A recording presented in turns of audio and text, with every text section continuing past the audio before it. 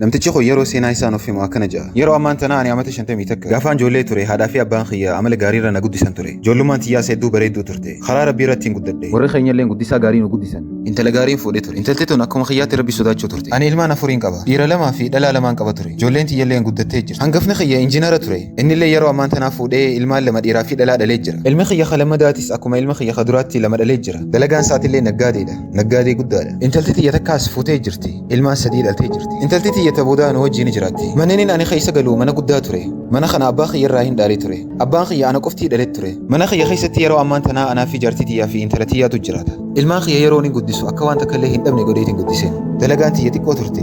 Garuu ani ilmaan kiyya waan takka illee akka dhaban hin fedhu ture. Intalti tiyya taboodaa tun kolleeja qara'uu turte. Guyyaa keessaa intalti tiyya tun anaa fi haadha isiitti qaanfachuu eegalte. Intala tiyya tana kolleeja irraa anaatu kara manaa galchuu ture makiinaa tiyyaan. Garuu isiin nan fuudhin jawaa eegalte. Sababni nuu makiinaan tiyya waanii fi moodelli isii hedduu khature waan ta'eef. Ammallee makiinaan tiyya xiqqisho daawwitiin isii cabxee jirti. Ammaas geelota isii mana keenya afeeruu hin turre. Yoo geelonni kiyya mana keenya harkaan na tuffatan jettee sodaatu turte. Ammaan dura hojiidhaanii akkanutti qaanfattu nuuf himuu turte. Laakiin yeroo ammaan tana afaanii baafattee akkana nuun jette. Maaluma manni akkanaa keessa jiran. Maaluma makiinaan tiyya caccabtuun tun. Yaaboo geelonni kiyya mana keenyaa fi makiinaa teenya yoo harkaan natti qofalan. Ammallee isin akka haadhaa fi abbaa kiyya taatan yoo beekan na tuffatan jedhu turte. Jechi isiin nu jette kun anaa fi haadha isii qalbii nu tuqe ture. Guyyaa takka haati isii nyaata isiin feetu laaqanaaf gootee turte. Nutillee hanga isiin kolleeja irraa dhuftu akka wajjin nuuf eeguu turreen. Garuu intalti tiyya booyaati mana seentee ture guyyaa sana. Himaal taate jeetiin isii bira deemee gizeen gaafadheen akkana nuun jette. Arraan tana kolleeja keessatti namuu dalagaa haadhaa fi abbaa isaa irraa haasa'u ture jette. Dalagaa ati dalaguu turte itti himuun hin qaanfadhe jette. Eega jecha sanaan jette booda fiigaati gama kilaasii isii deemte. Guyyaa san silaadachiin baqeexee na liqimsitee ni hin fedha ture. Jechi isiin naan jette san hedduu malee qalbii na cabse. Eegas booda jaartiin tiyya fuula kiyya arkiteetii akkana naan jette. Huma abshirsitiin dhagayamin rabbiin sirraa ni jijjiiraati.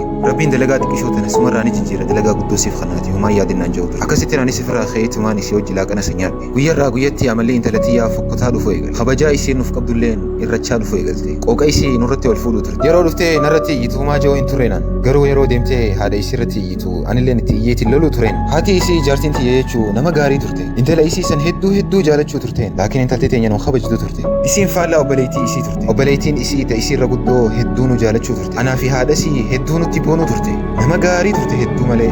Jaarsi isiitilleen akkuma isii ture. Isii hedduu jaalachuu ture. Nutillee nu jaalatu ture akka haadhaa fi abbaa isaatti. Hogguu intalti teenya sanii fi jaarsi isii dhufanii nu ziyaaruu turan. Yeroo dhufanillee hadiyyaa hedduu nuuf fiduu turan. Ilmaan dhiiraa lamaan kaafan waa'ee isaaniitirraa nan gaafatina. Isaan obboleettii teenya xiqqoo darani. Amalli isaanii nuti wajjin hedduu gaarii hin turre. Hedduu maallaqa ni jaalatan ture. Ammallee uummata bololaa turan hedduu malee. Rabbi maallaqa kannee fi qabeenya qabaachuu turan. Garuu uummata bololaa turan. Yeroo nu bira dhufanillee waan takka illee nuuf hin godhan. Keessaafuu mucaan lammata dhaleessan yeroo mana keenya dhufe silaanii dhufee waan takka takkaan nu gargaaruu haa qabu ture. Dhufee mana keenyarraa meeshaa fuudhee deema. Akkuma dhufetti alwaadaa seenee kuduraa fuudhee deema. Manni kiyya itti haajama jedhu ture. Nuti hundinuu ni beekna ture akka waan takka illee hin feesisneen. Akka rabbiilleen qabeenya kanneef ni beekna. Garuu maaltu ilmaan kiyya akkanatti uummata bololaa godhee nan gaafatina. Gaafata akka intalti tiyya gaariin sanii fi jaarsisiitii fi ilmaan sii dhufanitti turan mana. Akkana siibaatti ilmi kiyya sanillee ni dhufe. Deemeeti alwaadaa seenee meeshaa feestaalatti godhe fuudhuudha. Sanii obboleettiin tiyya arkitee akkana jetteen. Ati ormii tanatti hin qaanfattu. Yeroo ati haadhaa fi abbaa keetiif kannuu qabdu ati akkana taataa jetteen. Sanii isaan lamaan wal lolutti seenan. Ani ilmaan kiyya nyaataa ja'anii yeroo akkasitti wal lolan hedduu